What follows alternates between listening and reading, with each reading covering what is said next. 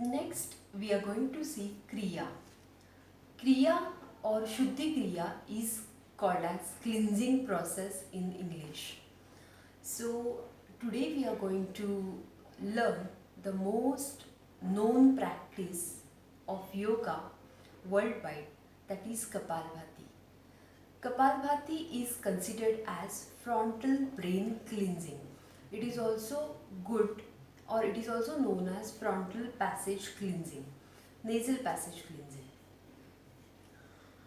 First, we will see limitations. Those who are having heart problems, kidney problems, then those who are having hernia, vertigo, uh, heart diseases we saw, they will not do Kapalbhati in any case. Even some of the people, those who are having gastric ulcers, they will also avoid Kapalbhati. Now let's see the benefits of Kapalbhati. Kapalbhati, the most or main benefit of the Kapalbhati is it helps in cleansing our nasal passage. Second, this tones up our abdominal muscles.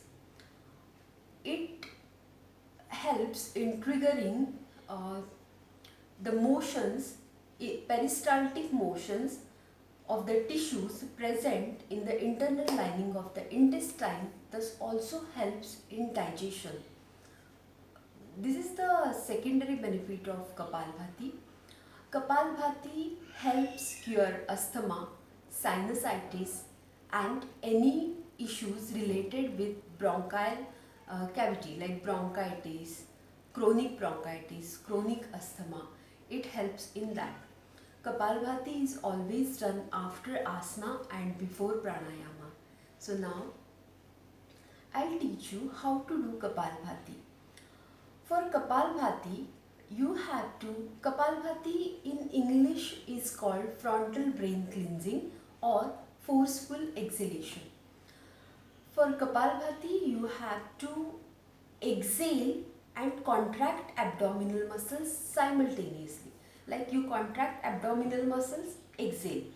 So exhalation is active and your inhalation is passive. So here do not focus on inhalation, just focus on exhalation process. While doing exhalation, do not move your shoulders, do not move your chest or do not distort your facial muscles. It has to be done very nicely, without creating any pressure in our torso inside the trunk. Ready? I'll show you how to do and then we'll do it together. Inhale first, contract abdominal muscle and exhale simultaneously.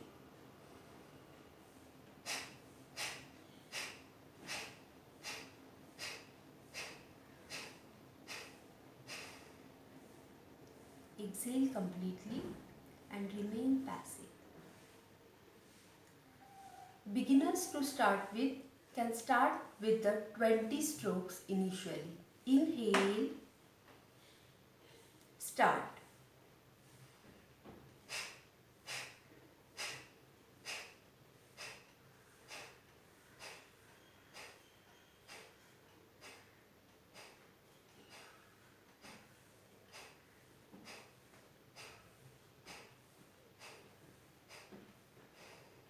Dirgha Resak.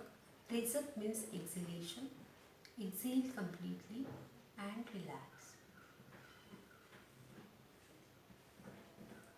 Few points to remember. Always check your position. Your spine should always be straight. Your spine should not come forward. And if your spine comes forward, then there is a pressure in the internal organs present in the abdominal cavity. So do not come forward, always sit straight. Even if you sit for any abhyas, for Shuddhi Kriya, for pranayam, bandha, mudra, always check your position. How to check your position? Sitting position, see to it that there is equal weight on the buttocks, your shoulders are relaxed, your chin is parallel to the floor and there is no pressure on the abdominal cavity.